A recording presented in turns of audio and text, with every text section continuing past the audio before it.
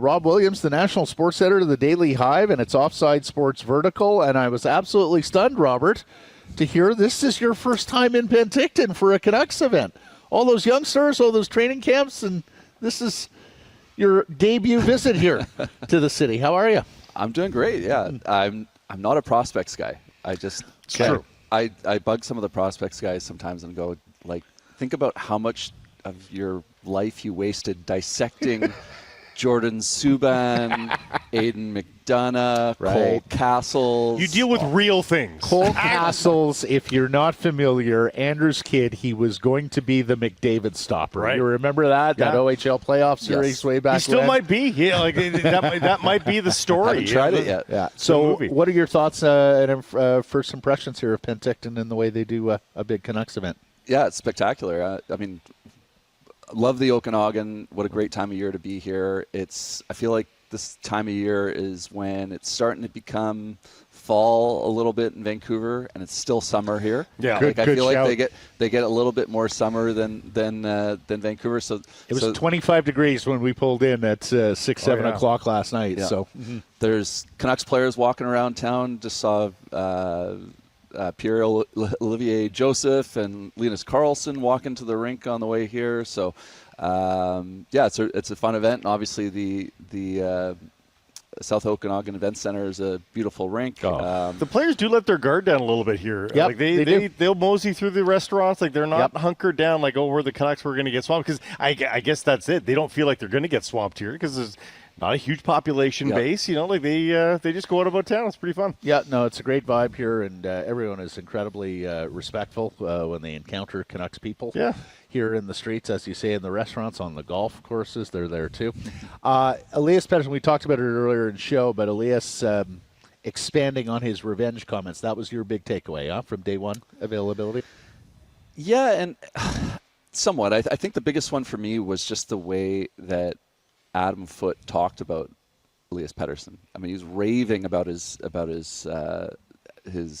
practice yesterday. He said it was better as good or a better practice than he'd had all of last season. And I know it's like we talk about practice here. like I know we were just talking about practice, but given all of the criticisms that Pettersson faced last season from his own coach, from his own management, I think that's a really notable takeaway. Pettersson, I mean, it's not like he's a completely brand new guy talking to the media. Like, he's still a little bit short in times and whatnot. But there were some elements there where he was talking about how he let things bother him too much in the past, and he's trying to be better at that going forward, and spoke about how he felt stronger and felt great on the ice out there. You need to get to the finish line of the season to truly know. So we know that, but to get convinced inside that, okay, it is going to be different this year, what is that going to take for you? A good performance in preseason game number one, a good performance in regular season game number one, or do you need the larger sample size of 20 games of good performance before you're convinced? Yeah, I think everything's going to be under the microscope for him. Yeah. I mean, if he has a lackluster preseason, I think people are going to be anxious about it. Make a leap, yeah. If he scores a couple of beauties in preseason, I think people are going to be feeling a little better about it. Ultimately, preseason's not going to matter.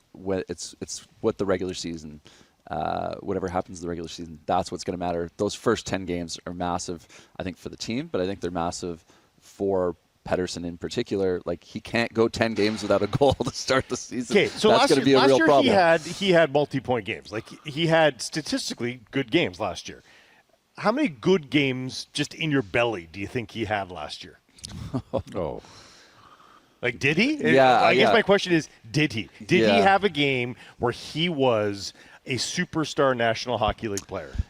None stand out to me. No. I mean, I just feel like we were talking about him screening the goalie and back-checking. We had lowered the bar a little, hadn't we? Yes. We were, right? Yeah. And there was just not that magic was not there. So that brings me to, again, say, like, if he looks scintillating, even in a preseason game, I think that or a practice? Not practice. Not a practice. I think you It's need gotta be a opposition. preseason game. But even a preseason game. game, but certainly game number one. Like if he looks scintillating in anything in the first 3 games, I think that goes a long way because I don't think we saw scintillating last year. No. Yeah. I think that guy is going to return. If I had to put if I had to put money on it, one way or the other, I'm putting money on Pettersson having a big year. Yeah. I think he's everything we've seen is he's motivated. He is really upset with how things went last season. He does not want a repeat of that by any means. And it sounds like he has a really good relationship with Adam Foote. Obviously, didn't quite see eye to eye with Rick Tocchet in the past. So I think that those are things that they're all trending in the right direction for him. I'm going to be really interested to see when they're going to be doing special teams on Sunday for the first time. What kind of looks are we going to see with Pettersson on the power play? Because of course it was JT. Everything went through JT and Quinn, and now things are going to Pettersson can't just be the guy waiting there with a stick in the air for the one-timer. Like that hasn't really worked. Even when they had the Miller on the left side, I don't think they can just divert to that for Pettersson. I think he's got to have the puck in his hands a lot more in the power play, and I'm really interested to see what they're going to be doing for that. That's fair, but I still do want to complain about him shooting too much on the power play. Like I want that to be a thing. Like Petey's got to the one-timer. If only we were complaining about that happening too much, like that it was non-existent. So I want to get to the point where I'm complaining that he's shooting too much. I'm right there with you. Yeah. It's typical media. You'll criticize him one way. I also want to know if he's going to be killing penalties because we've talked about this, the good penalty killers they lost up front. Pius Suter most notably. We heard that Brock Besser is going to kill some penalties. Get back to that in a second, but you mentioned the approach that Foote has taken with Pettersson, which is, of course, basically the counter to what Rick Tocchet had taken with him. I first of all, to me, that's another tell on Adam Foote. I think that's really smart. We talked about this at his introductory press conference where he had that great line about it's up to all of us to support Petey. And I've also noticed that seems to extend to other players, like the way he was talking about Brock and his high hockey IQ. I'm not sure Foote would say it because Tocchet is his buddy, but it sounds to me like there was an analytical bit of thinking done by this new head coach and went, okay, my predecessor beat these guys down pretty good towards the end. I'm going to try and catch more flies with honey here than vinegar. Yeah, and it sounds like Connor Garland moving to the PK last year was an Adam Foote call. Like he requested that. So getting Garland onto the PK. So of course he ran the PK last year. Yeah, of course. Yeah. So I mean, 1 for 1, I guess. Right? Like, and will it work with Brock? I agree. He's not the quickest guy. He doesn't really have the profile of someone that you would expect to be a great penalty killer, but he is smart, and I think that's something that Besser will, I think, probably really take ownership on, right? Like he's been a guy that always is like, okay, now it's time for the PK, and he sits down for 2 minutes. I think he'll probably embrace something like that where he can help the team in another way. It's not just goals and assists. It's going to be a bit of a journey to see how different these two coaches are, to see how much carries over from Tocchet and how much he wants to go his own way. Like in special teams, in systemic play, it'll be interesting to see if he goes out of his way to differentiate or is okay admitting this worked. We're going to continue to do this. Yeah, it's interesting. I mean, getting back to Petey now, Tocchet kind of, it wasn't like Tocchet didn't have open dialogue and he didn't want to communicate. Like he was a wonderful communicator, and he often expressed frustration that Petey wouldn't kind of engage with him. Yeah. Exactly. Yeah. And it's one of these things where I think you're seeing okay, Tocchet wanted that back and forth with Petey, and Petey didn't give it to him. But maybe it's just for whatever reason he didn't feel comfortable with Tocchet. Maybe he feels comfortable with Foote. Sounds like it. Like Pettersson said that he had one-on-one conversations with him last year, and even kind of jokes like, what's the difference between him now and and last season he just said he talks more now.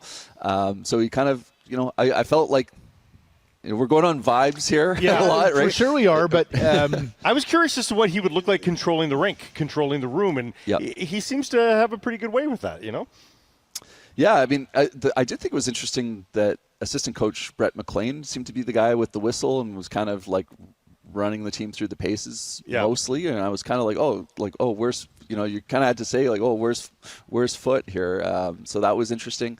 It wasn't like I go back to some other training camps when Travis Green was running things and they had the bag skate, and I remember distinctly one training camp where he was dropping an F-bomb at Goldie, and he's like, like F Goldie, come on. There was none of that, right? Like it was a lot calmer, and so yeah, we didn't see like I was, you're always kind of curious when you get a different coach, like how are they going to run things on day one of training camp.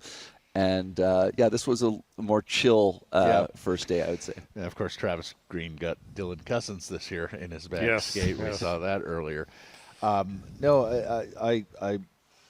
get more and more impressed with Adam Foote the more I hear from him, including, and we played the clip earlier, but the piece about Philip Hedl and keeping Philip Hedl healthy, where he talked about, we've analyzed what he's doing through the neutral zone and seeing if there are any patterns and tendencies that have allowed him to be susceptible to those really big hits. We've all talked about how important Philip Hedl is to this team, Rob. Like, on your list of X factors for the Canucks this year, I think he ranks pretty high, but that they're digging in that deep, like they understand the issue and they're digging in that deep, tells me, boy, this Foote guy sounds like he's pretty detailed. Yeah, I mean, it's going to be so interesting because there's just not that track record. The only positives we have to go on are what Canucks players have said about him, and it does sound and like the PK in defense over the last couple of years. I mean, he has had peer review there, so yeah, that's fair. I guess just in terms of like looking at like running a team, because he just hasn't done it very much, and yeah, so it's going to be very, very interesting because I think a lot of people just assumed the Adam Foote hire was a move to just continue on the same path, and that he probably views things philosophically identical or nearly identical to Tocchet, and we're starting to see like how is he going to put his imprint, his own voice on the team. I don't know, I don't know what you guys made of the well, I do know. I listen to you guys talk about this on the show. I am a regular listener as well. I would hope. Thank you, Robert. But when Foote was talking about how they were going to be adaptable and like that was like the way they were going to play, I didn't love that answer because here we go. I kind of worry about like, okay, like you're switching things up and like, yeah, you got to adapt, but that being like the way we're going to play, I think you do need to have an identity. And I took that to mean like this is the way he's going to play like defensively. Like you'd have to have a way, like you're going to have systems and ways of playing. You have to be malleable. Fair enough. So I do wonder how much to take that like exactly as he said. Yeah, exactly. Yeah. I think it's open to interpretation. I mean, I think you might argue that the defensive side will fuel the offense. We saw him working on rush chances and activating the defense yesterday, so that project continues, albeit I think with a much better, more equipped defense core to play that way compared to a year ago with Rick Tocchet. And yeah, I mean, so much of Adam Foote is new to us. We're learning him. The players know him to a degree, but this is Adam Foote's first turn as an NHL head coach, and I think it's naive. It would be naive to assume that he's going to get everything right the first time. He's going to have to grow into the role as well. I just can't get over how happy they all are, Rob, that last season is in the rearview mirror. Like Elias talking about it, Thatcher Demko just sounds like he is, surrounded by rainbows and butterflies. He's just joyous. I'm just glad that Demko can't chase a hit, because right now it feels like he'd be chasing hits all over the ice because he wants to prove something. A goalie, thankfully, can stay put. But you've been down at the rink and you've talked to a number of the particulars. The vibe here seems tremendous. Yeah, I mean, guys, forget the players. Like last April, I couldn't wait for the season to No, end. yeah, I mean we all could.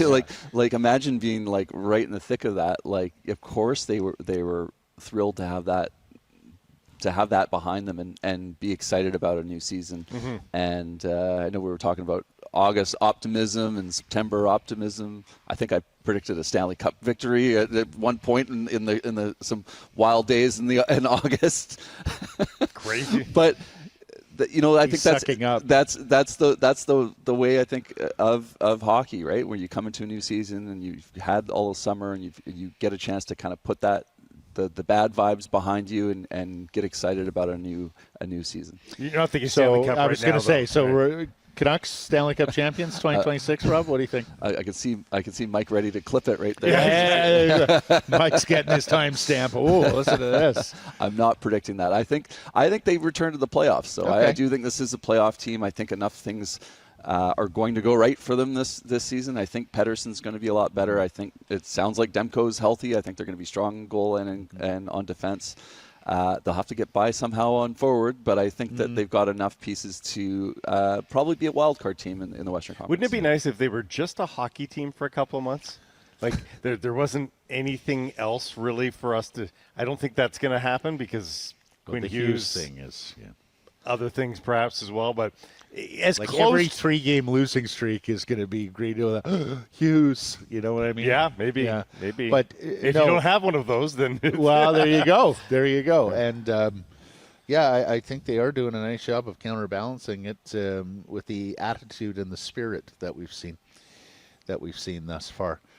Well, we're going to release you into the Penticton afternoon here, Rob. It is an absolutely gorgeous place on a day cloud in like the sky. it's bell weather. I know you got to go to the rink. I was going to say I'm going to go put on my jacket and go into the arena. to an ice rink. But yeah. Okay, well, we'll have some fun a little later on, as we did last night here at Yellow Dog. Thanks for stopping by, bud. Appreciate it. Thanks guys.